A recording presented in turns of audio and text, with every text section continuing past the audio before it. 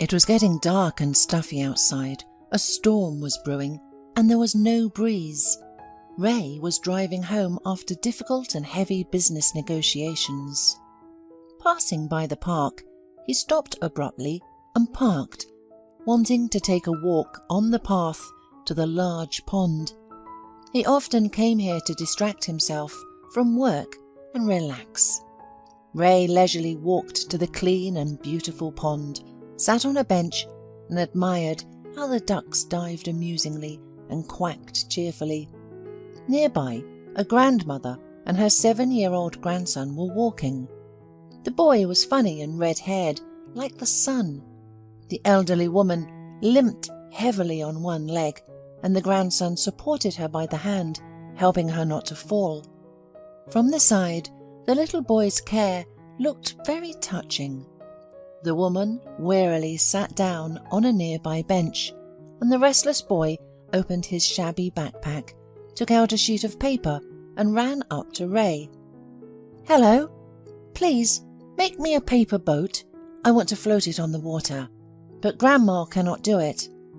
Ray laughed. "Let me teach you. It's not difficult. Look, we take a sheet of paper from both sides, fold it in half," and suddenly the man glimpsed what was written on the old yellowed sheet. "My dear, breakfast is on the table. Your favourite cheese pancakes. If you leave, close the door. You're Ray." Ray's breath caught, and he broke into a cold sweat. This couldn't be. It was his own note left for one person many years ago. He wouldn't mistake his own handwriting for anyone else's. It was just unbelievable. Ray grew up in an orphanage and went through harsh trials before becoming successful and rich, achieving everything on his own from scratch. His mother gave up on him in the maternity ward and just ran away. So the child never knew maternal affection or home warmth. All his childhood, he was surrounded by governmental walls and adults indifferent towards the fate of orphanage children. There were humiliations and punishments, malnutrition, and deadening loneliness. Ray realized early on that he couldn't rely on anyone but himself, and learned to fight and stand up for himself. Besides, the boy had a talent and a passion for technology, including electronics. He learned to understand and repair breakdowns, and soon even the educators started asking him for help and advice, respecting him for his intelligence and resourcefulness. Besides, Ray had a commercial vein. He knew and understood where and what could be bought cheaper and sold at a profit and a higher price, making a good profit for himself. After graduation, one of his teachers, feeling sorry for the talented and stubborn boy, helped him with entering to the college. Thanks to him, Ray did not go, like many others, the wrong way, but became a qualified economist and started his own business. At first, he organized a small company for the repair and sale of office equipment and phones. Little by little, orders started coming in, income multiplied, and the business gained momentum. Ray lived in a tiny and worn-out room allotted to him by the state, ate only macaroni and the cheapest sausage, and invested all the profits in his creation. It was very difficult. The guy spun like a squirrel in a wheel for days, skipped meals, and slept poorly. But over time, he bought himself a cozy house, furnished it with love, and began to enjoy comfort. In his career, everything was going more than great, but in his personal life, Ray was categorically unlucky. The man fell in love at first sight with the gorgeous blonde Carol, whom he met at his friend's birthday. The girl had completely won over the young man with her beauty. She seemed so sweet and charming. A passionate romance ensued and the couple soon married. However, after the wedding, Carol drastically changed. Where did the shy and quiet girl go? The wife began to squander money left and right, only thinking about new outfits and social events. As it turned out, Carol was completely unsuited to household and family life, and had no intention of learning or finding a job. She also didn't want to hear about children, saying it was too early to rush. And then the bedtime pleasures became boring and did not please either of them, and there was nothing else that the couple had in common. The man was often furious when, coming home after a hard work day, he saw his wife chatting non-stop with some friend and the expensive pizza from the restaurant for dinner. Years went on and nothing changed. In response to her husband's requests to cook or bake something occasionally, Carol only snorted. "Why should I slave away at the stove? Hire a cook. What's the problem?" After 5 years, Ray finally filed for divorce, tired of his wife's insatiable appetite. Nothing was enough for her. After the divorce, the businessman certainly had other romances, but they all ended in breakups. Ray was good at making money, lived in luxury, but did not consider money the meaning of his life. He helped orphans because he himself had suffered greatly in childhood and knew how difficult it was to survive in shelters. His only true friend was a huge dog named Simon. The man got him for a few dollars from a homeless person. The puppy was in terrible condition, skinny, flea-ridden, and with a torn ear. Ray spent a long time taking care of the dog, treating him, giving him vaccinations, buying special food, and finally cured him and sincerely loved him. So they lived together with the dog, but Ray longed for a family, children, and domestic warmth. His musings and memories were interrupted by the same boy who had not left and patiently waited for the stranger to finally make a paper boat. "Did you forget how to make a paper boat?" asked the boy. Ray shook his head, chasing away the shadows of the past, and suddenly asked, "What's your name, little one? Where did you get this piece of paper? Tell me, it's critical for me to know." The boy looked at him in surprise. "My name is Kevin. I took the piece of paper from the pile of old notebooks at home. It was useless anyway." Ray put aside the yellowed piece of paper, went to his briefcase, took out a clean album sheet, and made the paper boat.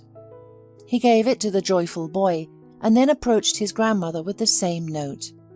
"Good afternoon. My name is Ray. Excuse me, but your grandson just asked me to make a paper boat from this piece of paper, and I accidentally read the note. Here it is, take a look. It may seem silly and ridiculous from the outside, but it's my note. I wrote it many years ago to a girl named Tracy. Are you familiar with her? Otherwise, how could this not be in your house?" The elderly woman sighed heavily. "Nice to meet you. My name is Dorothy, and yes, Tracy was my late daughter. She died 7 years ago during childbirth. Now I'm raising my grandson alone. It's so hard, I have no strength or health left. And the note? I don't even know. Perhaps my daughter loved you very much, since she kept it so carefully." Ray asked, dumbfounded, "How did she die? And when is Kevin's birthday?" Dorothy confirmed.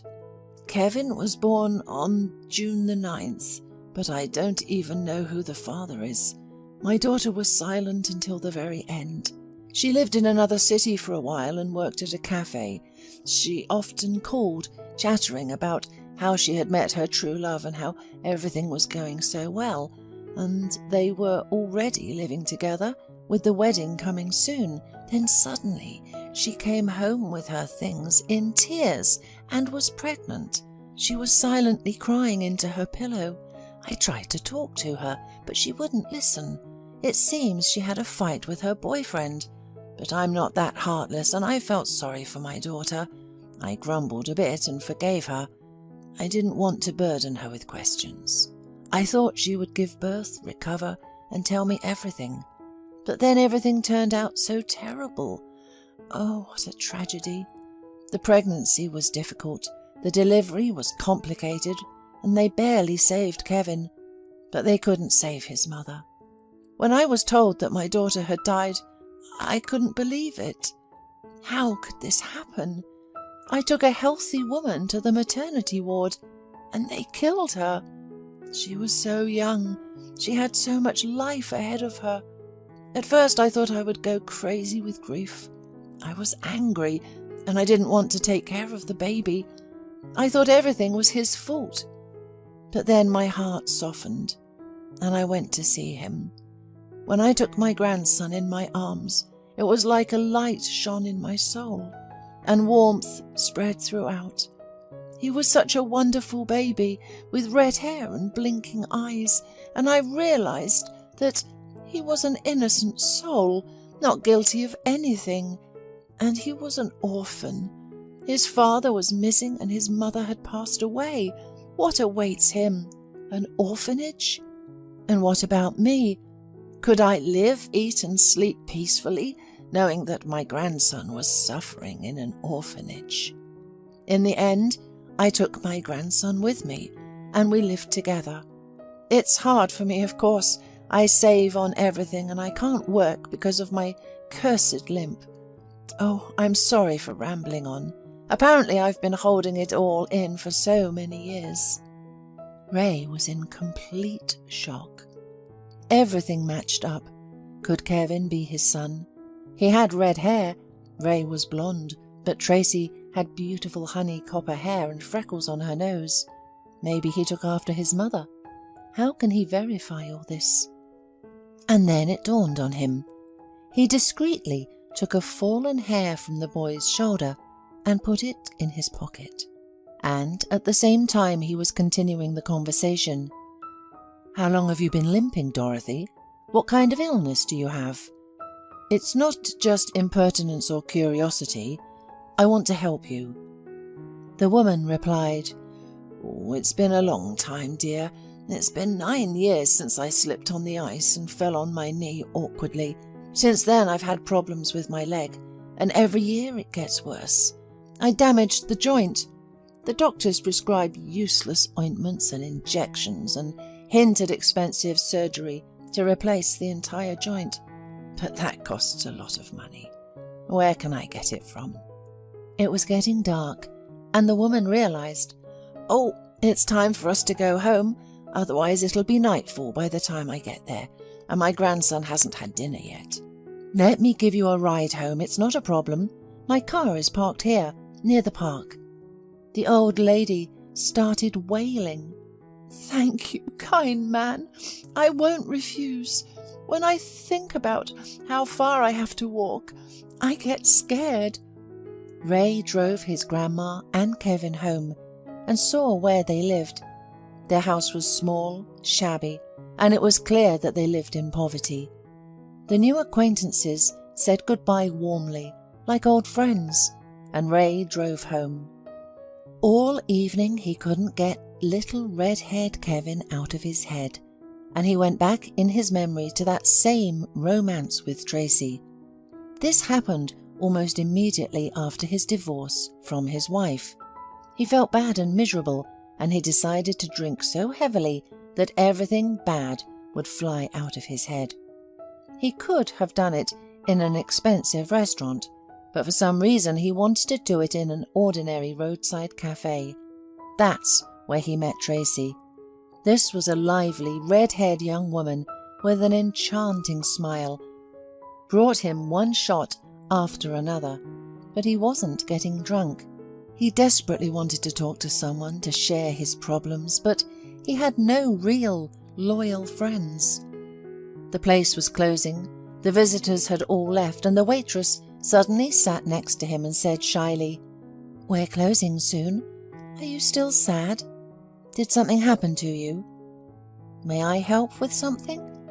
Ray was so touched by her concern and sympathy for a stranger that he suddenly replied, "You can. Get yourself some wine and repeat it for me, and just listen to me. I need it right now. I can't drink alcohol, I'm at work, and I can't chat with customers either, but as an exception, I'll have coffee with you gladly. There's no one else here anyway." Tracy sat down next to him, and he unknowingly poured out his heart to her, something that had never happened to him before. The girl listened seriously, didn't interrupt, and didn't give any advice. Then suddenly she said, "I know how to help you. You need a friend, one who will always be there, won't betray you, and will warm you up. Come with me." And she confidently led the bewildered man somewhere to the storage room. Ray didn't understand anything, and Tracy led him through a back door to a small courtyard, bent down and started rustling her hand under the porch. Then, panting, she pulled out a big cardboard box. In it, on a soft cushion, funny, colourful kittens were squirming. She took the strongest, big-eyed, ash-grey kitten and sat him on the man's lap. "This is Zorro. Don't be afraid. Pet him, and he'll immediately lift your mood. These poor things were left completely alone. That's why I'm taking care of them. At first I ran to feed them with a dropper every hour, and everyone laughed at me. They didn't believe that the kittens would survive. But I managed to get them all on their feet. And this is my favourite kitten. He's so wonderful. Don't you want to take him? I would take him myself, but I have a cat at home, and my landlady won't allow another kitten." The little ball of fur trustingly snuggled up to the man, and as soon as he felt the warm hands, he immediately started to purr and rub his face, making loud sounds. Ray couldn't help but smile.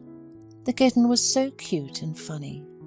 He looked at the waitress tenderly and replied, "I am relieved. I am just like this abandoned kitten.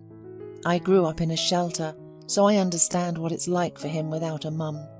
I already have a dog. Now I'll have a cat too. It will be more fun in the house. But I have one condition. You should promise to visit the pet occasionally." That's how they started dating. Tracy was sweet, straightforward and open. She fell deeply in love with Ray, which was evident in her eyes. She looked at him so devotedly. At first, Ray was also passionate, and the couple even started living together. It was Tracy who taught him to leave cute notes for each other and do little things for each other. However, after a few months, Ray's passion cooled down, and living together became boring. He began to nitpick at the girl. She cooked dinner wrong, didn't know how to dress stylishly, or behave in high society. Tracy often cried, "Well, you knew I was a simple waitress. Why are we living together then? Let's break up since I'm not your match and not worthy to be with you." Then they usually made up passionately, and everything seemed to go on as usual. But the crack in their relationship grew bigger. One evening they quarrelled again out of the blue. Tracy couldn't take it anymore. She slammed the door and left. Ray didn't stop her, and they foolishly broke up. The man plunged headlong into work, and a lot of time passed. Only the chubby cat reminded him of that fleeting romance. And only now, seeing Kevin, Ray suddenly realised that Tracy was perhaps the only one who loved him for who he was, not for his money. His heart ached so much that he couldn't appreciate her sincere feelings, couldn't build a family, couldn't keep such a good, simple girl. Ray sent Kevin's hair for testing. He wasn't worried. He was somehow sure that the baby was his son. The little boy had won Ray's heart, and he felt so sorry for him, and for his old, lame grandmother too. That's why the next evening after work, he decided to visit them. On the way, he brought Kevin a big racing car with a remote control and lots of sweets, a bag of food and a cake. He timidly knocked on the rickety gate. Almost immediately, he heard the boy's ringing voice. "Who's there?" "Oh, hello, Ray. Are you visiting us? Come in." "Wow, is that for me? Cool. I've never had such a car. Tom will be jealous. He always teases me." The boy chattered non-stop. His grandmother came out and she only fluttered her arms when she saw the delicacies on the table. "Oh, Ray, good morning. But why so much of everything? It's uncomfortable. Come in, please. And I've just cooked pancakes with apples. Don't be shy. Try them. I'll turn on the kettle right away. What brings you here?" Ray looked around. Everything here required immediate and major repairs, but it was clean and tidy, although you could immediately tell that children were living here. "You know, I didn't tell you everything yesterday. I had a romance with your daughter, and then we broke up foolishly, and I'm mostly to blame. Yesterday evening I was thinking, what if Kevin is my son? Maybe it's possible. I feel like he's not a stranger to me, you know? I don't know how to explain it. That's why I decided to visit you. I live alone with my dog and cat. I want a family, children. I couldn't create a family in my youth, and now it's not working out either." Dorothy sighed heavily. "I don't know what to tell you. Maybe he's your son, maybe he isn't. As I said, my daughter didn't tell me anything properly. She didn't have time. I understand it's hard to be alone. You can visit us more often. We're always happy to see you. Kevin is so happy when he sees you. But don't bring any gifts. Just come. He needs parental love. I can see that. I can't keep up with him anymore. He's too active." Ray stayed with Dorothy until late at night. They and Kevin worked on puzzles, played with airplanes, had dinner together and drank tea with cake. Ray felt so good with the little boy. His soul was filled with warmth, tenderness, and some unknown feelings of love for the small, defenseless human being. But when the test results came, Ray was shocked. Kevin was not his son. The man sat on a poof and just froze, sitting there for almost an hour. He was sure that Kevin was his biological son. He felt some sort of invisible connection with him. After thinking it over, Ray didn't say anything to Dorothy and continued to visit them. The little boy missed him and ran up to him, hugging him tightly. One night, Dorothy called him in a panic. "I apologize for calling you in the middle of the night, but something's wrong with Kevin. He's vomiting, he has a high fever, and he's holding his stomach. I don't know what to do." Ray jumped out of bed. "I'll be there in 10 minutes. Dress him up. We're going to the hospital." He drove like crazy, ran into the house, picked up the boy, and whispered to him, "Hang in there. We're going to the hospital now. Everything will be fine. Where does it hurt? Show me." The frightened and tearful boy was writhing in pain. Oh, my stomach hurts. Am I going to die like my mom?" Ray was speechless. "Don't scare Grandma, or we'll have to treat her too. Be brave, you're a man. I've told you, everything will be fine. Do you trust me?" Kevin nodded, gasping for air. "I trust you. Just stay with me. Don't leave me, okay?" The boy had appendicitis and he was rushed into surgery. Dorothy and Ray waited in the hallway. An hour later, the doctor came out and said, "Don't worry, everything's in order. He'll be jumping and running in 3 weeks. Now, go home and come and visit tomorrow. One of you can stay if you like, as an exception." Ray looked at Dorothy pleadingly. "I'll call you a taxi. Go home and I'll stay with Kevin." The woman wiped her tears with a handkerchief. "Thank you for everything. I was so scared for my grandson. Whom to call, where to run. When I thought something bad had happened to my grandson, I felt sick. He's the only one I have left on this earth." Ray was dozing on a chair in the ward, waiting for the boy to wake up after the anesthesia. Finally, Kevin opened his eyes and seeing Ray immediately smiled painfully and said softly, "Are you here with me? Thank you, Ray. You know, you're like a dad to me. Thank you so much."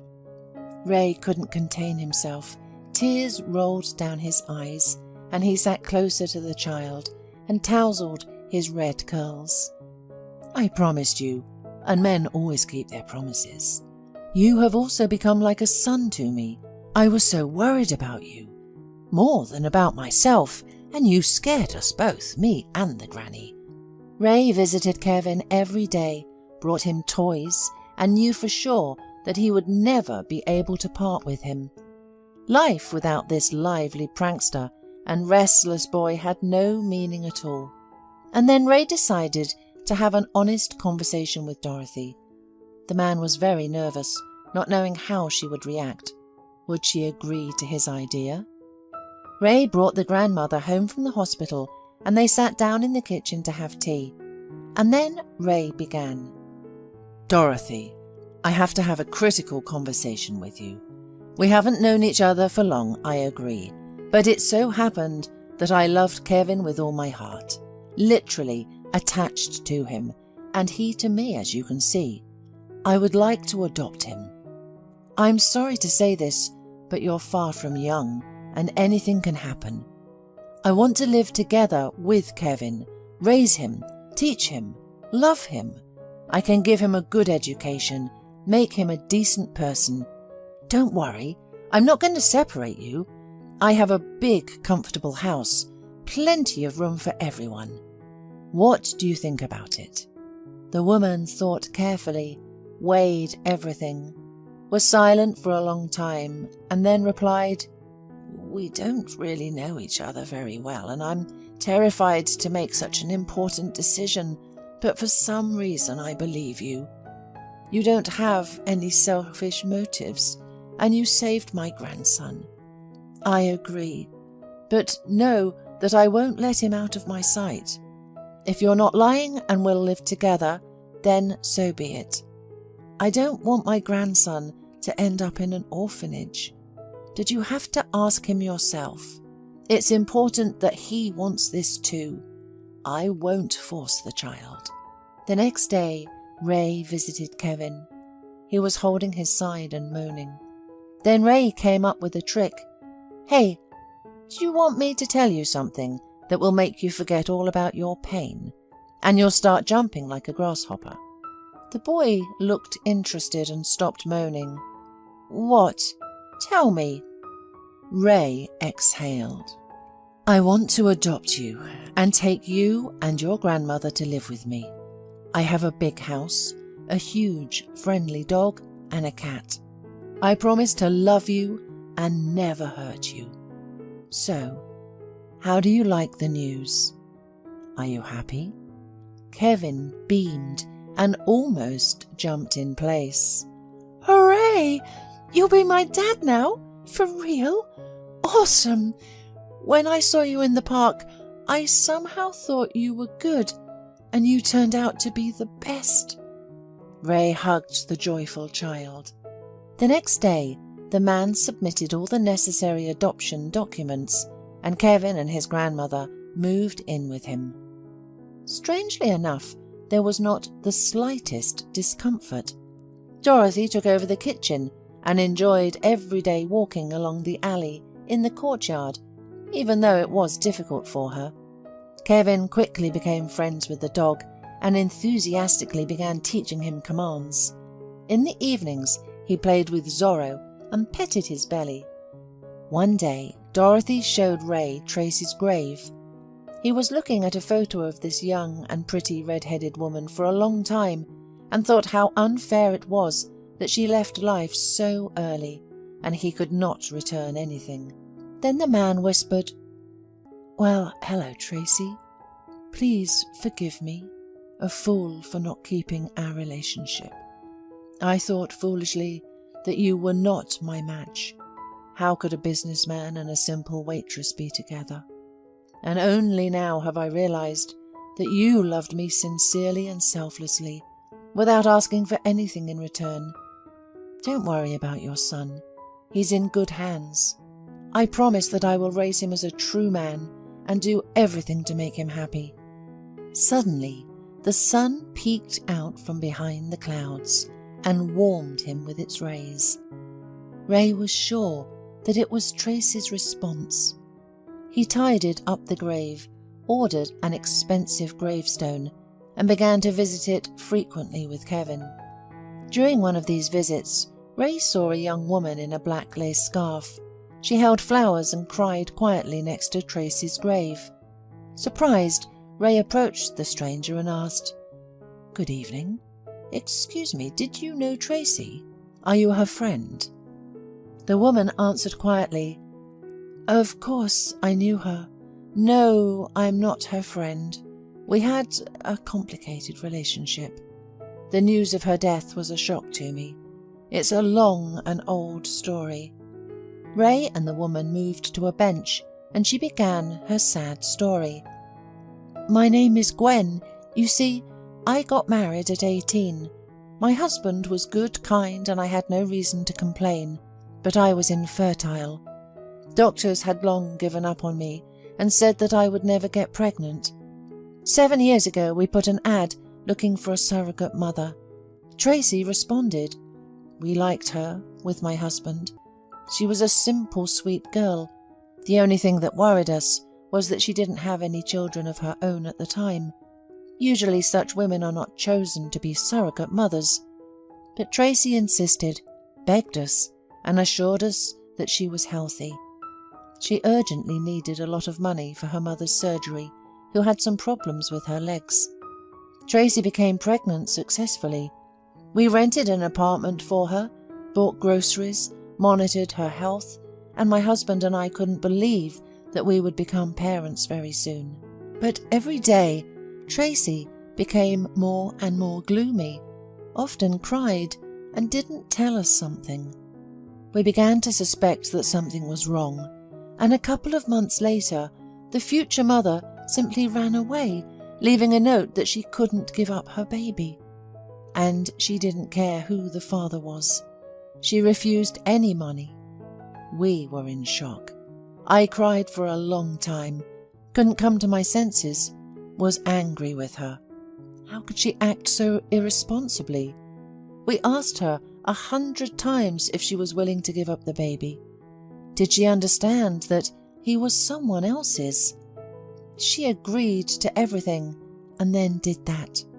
But misfortunes never come alone. The same year, my husband died. He fell under the ice on a winter fishing trip. I thought I'd go insane with grief, cried day and night. So I'm all alone in the world now, childless and unwanted. I forgave Tracy a long time ago, because it's probably impossible to give away a baby you carried yourself. It's very difficult morally. But I kept thinking, where is my baby? How is he doing there? So I decided to find Tracy, talk to her, maybe see my child. I made a lot of effort to find her address, and they said that she had died during childbirth. Now I'm standing here crying, wondering where to find my own son. Ray almost burst into tears when he heard the story of the sad woman, and pointing at the boy he whispered, "There he is, Kevin, your son. He really looks like you, like 2 drops of water. I was wondering who he takes after. Tracy also had copper hair, but not as bright as yours. I recently adopted him. He calls me Daddy. We love each other. I won't just give him away to you." The woman covered her face with her hands and began to cry bitterly. "How can this be? I am his biological mother. He is my flesh and blood. How unfair life is. The boy considers Tracy is his mother, and you're his father. And me? What about me? Will I have to live alone and not see or communicate with my own son? Then there's no point in living." Ray felt so sorry for this poor stranger with a broken fate. It's really cruel to know that you have a son and not have the opportunity to see, love and raise him. This shouldn't be. And the man said emotionally, "Gwen, listen, there's no need to despair. After all, aren't we both human? Can't we agree on how to raise the child? Or are we going to tear him apart? I have an offer for you. Move in with me, permanently. I have a big house. I'll give you a bedroom on the 2nd floor with a balcony. I live there with Kevin and his grandmother. We'll raise our son together." I understand it sounds crazy, to move in with a man you've only known for half an hour, but I assure you, I have nothing bad in mind. I am a respected businessman. Many people know and respect me. I just see how you're suffering, tormented, and want to help. After all, if you don't like anything, we can always go our separate ways, right? But I have one condition. Don't tell him directly that you are his mother. It will break him mentally. Gradually, Kevin will get used to you, be drawn to you, and I'm sure he'll start calling you Mum. Gwen nodded. Yes, of course you're right. Such news will be a shock for the boy. He thinks his mother died, and he won't accept me with open arms just like that. That's understandable too. Thanks for the offer.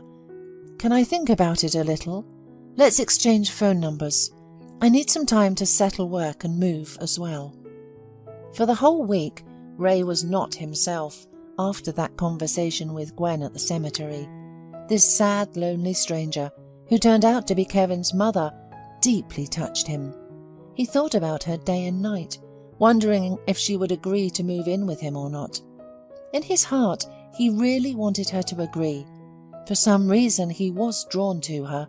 He wanted to see those huge, sad eyes and catch a barely perceptible floral scent of her perfume again.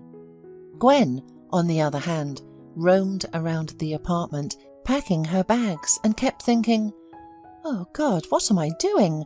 Where am I going? To whom? To a strange man in another city?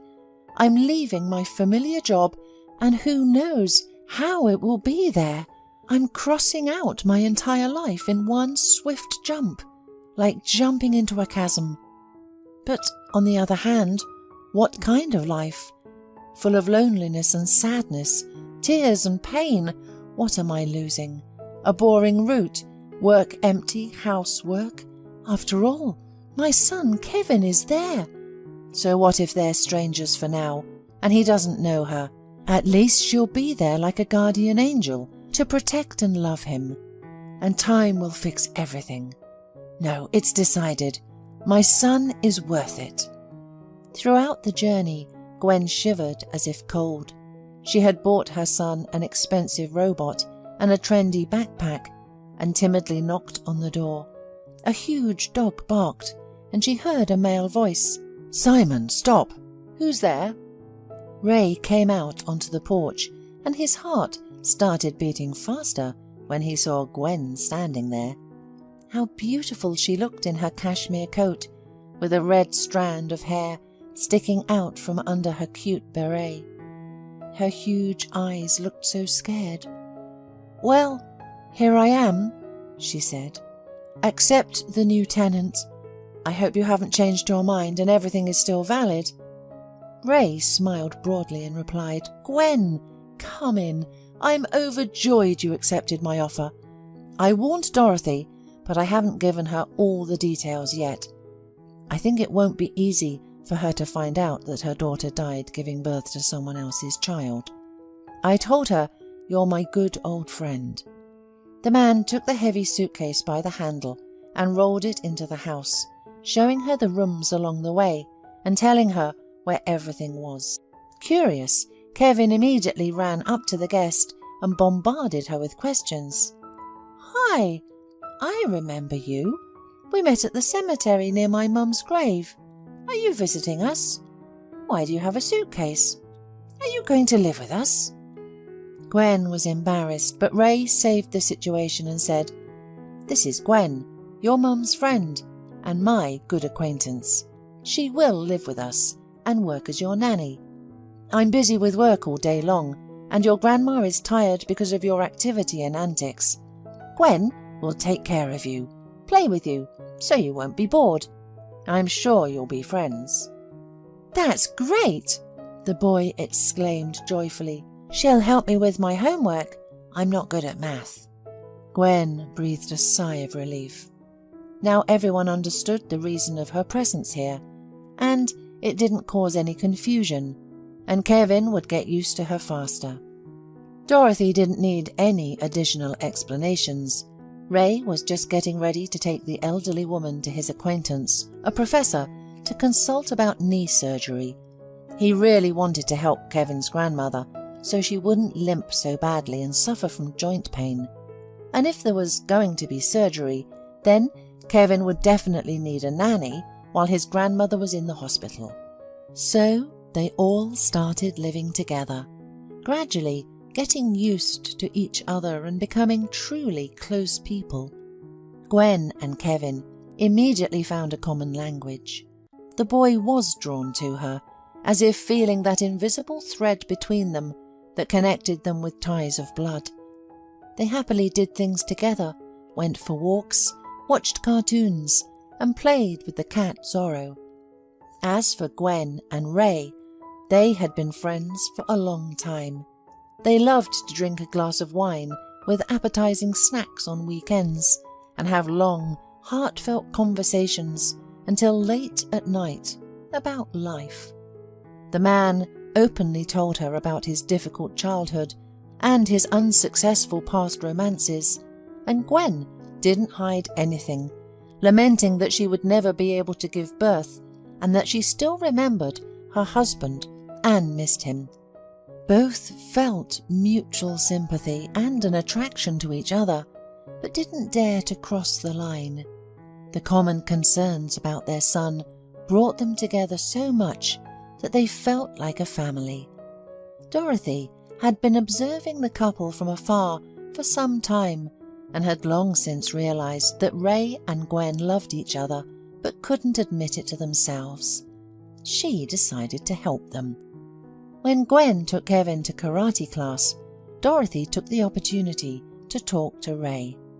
"Listen, Ray, I've lived my life, seen a lot, and I can't understand why you two are torturing each other. You live together, obviously love each other, so get married and be done with it. Gwen adores my grandson and has a heart full of love for him. Life is short, and the years fly by." Ray was stunned. "How did you guess? I really do love Gwen, but there's a secret, and I don't know how to tell you. I'm afraid of hurting you, and she's afraid that you'll hate her and Kevin won't understand." The elderly woman simply waved her hand. "Oh, I know what you're keeping in secret. I often wander at night because I can't sleep. I knew that Gwen is Kevin's mother, and my daughter was a surrogate mother. I accidentally overheard your heartfelt conversations. At first I cried secretly, was a little angry with Gwen because my daughter gave birth to her child and she herself died. But we can't turn back time. I see how much Kevin loves her, and she loves him sincerely. So fate is what it is. Everyone carries their own cross. And don't delay, my dear. Gwen is just waiting for you to propose to her and hug her. Everyone needs warmth and affection. And as for Kevin, don't tell him anything. I beg you, he's still young. Let him think my Tracy is his mother, and soon he'll call Gwen Mummy too. You'll see." Ray was moved by these words. "You're so wise, Dorothy. Thank you for understanding. Don't be angry. You're probably right. We need to live here and now, not look back at the past. Oh, I almost forgot. Get ready. You'll be admitted to the hospital on Monday for an operation. Don't worry about Kevin. We'll take care of him. The main thing is for you to recover. It's hard to watch you suffer with this knee." Dorothy waved her hands and almost burst into tears.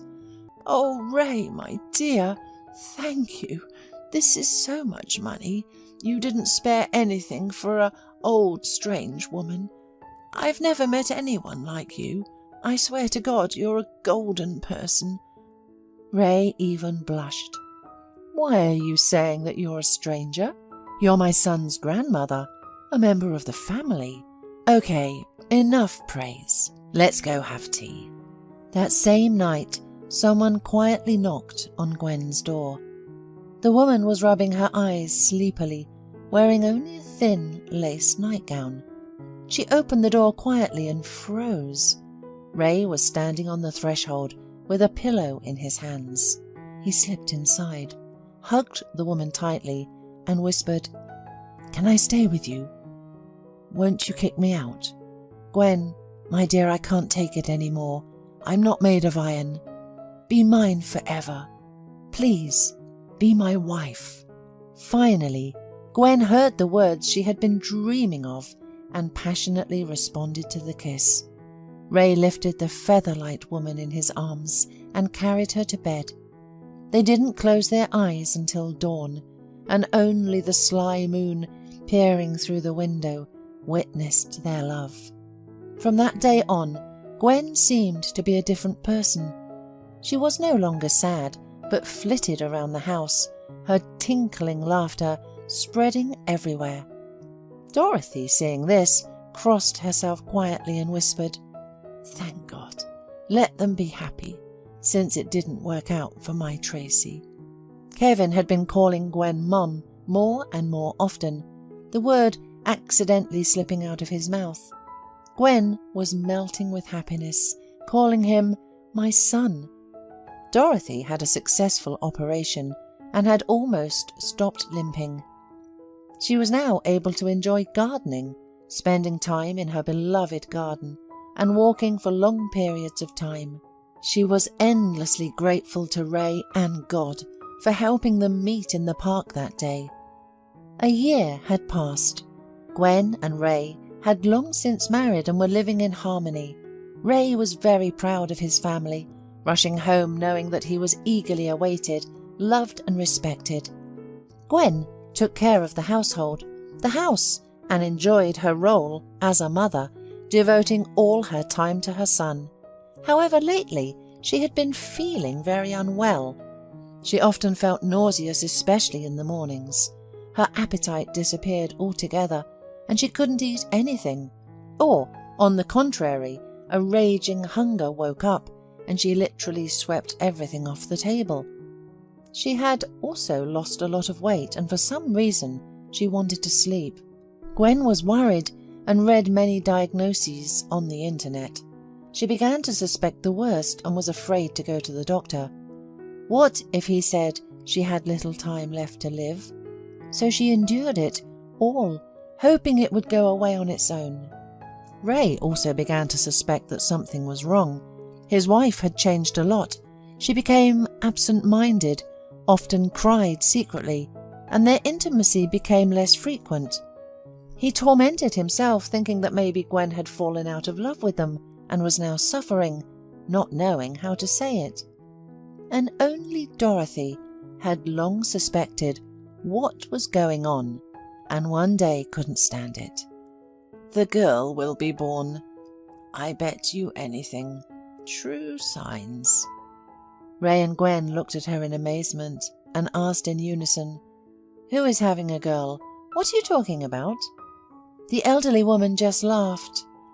"Oh my God, we're both over 30 and they still don't understand that they're going to have a baby soon. It's hilarious, I swear. Kevin, your sister will be born. Remember your grandmother's word." Gwen just waved her hand. "No, it's impossible. Don't make up anything. I have been childless for a long time, and the diagnosis was given to me by medical professionals. I just got sick, but I don't know what it is. It's hard and bad for me." Ray just blinked and didn't know how to react, wondering if the old lady had gone crazy.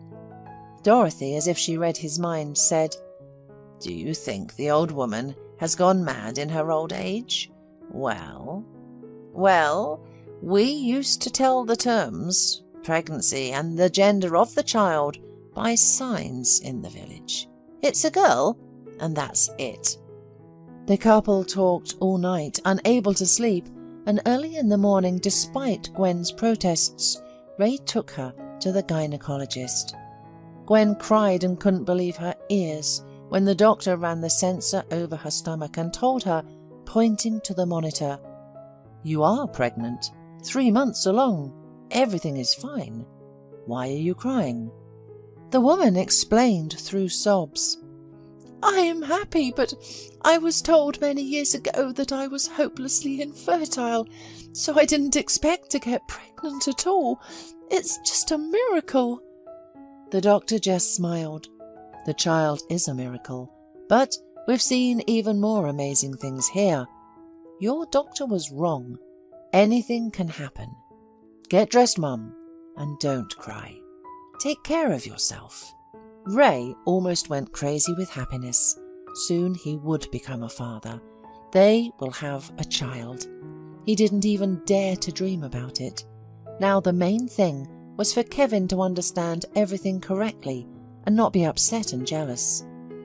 When Ray and Gwen returned from the hospital, they found Dorothy crying at home. "Ray, Gwen, Kevin ran away. My tongue led me to this. Yesterday I told that a girl would be born and he probably heard that and thought something wrong. I came to wake him up in the morning, but he's not here. I searched the yard. I even walked around the whole neighbourhood. I don't know what to do. Where should I look for him? Where could he have gone?" Gwen suddenly realised. "I know where he is, at his mother's grave. Let's go quickly." Silly boy, I can't imagine what he'd overthink to himself there. The spouses went to the cemetery and indeed found a sad and tearful Kevin sitting by his mother's grave. Seeing Ray and Gwen, the boy shouted, "Go away! I'm not needed by you anymore. I'm a stranger to you, and soon you'll have your own baby. Why do you need me? I'll just be a hindrance." Gwen couldn't hold back. She fell to her knees. "My dear son, what are you saying? My little one, I love you more than life. I swear. We'll all raise your younger sister together, but we won't love you any less because of that." Kevin wiped his nose and looked at Ray suspiciously. "Is it true, Dad? You won't stop loving me either? Honestly?" The man picked up the boy and hugged him tightly. "As a man, I give you my word. You're my son, and I'm proud of you. Never do that again. Don't run away. You scared us a lot. Grandma has been crying all morning. Well, let's go home. Don't upset your mum. She may be in heaven, but she worries about you, as well as your second mum, Gwen." On the way, Kevin hugged Gwen, calmed down and fell asleep. He realised that he was important and needed in this family, that they loved him and worried about him. Gwen's pregnancy was difficult. She suffered from swelling and toxemia. But Ray supported her greatly and took care of her tenderly, massaging her legs and lower back, helping her put on shoes. One day, Kevin also put his ear to Gwen's belly and talked to his little sister. "Hey, can you hear me? I'm your brother Kevin. I'm waiting for you to play my super train." Amazingly, the baby always kicked inside as if responding. It was so cute.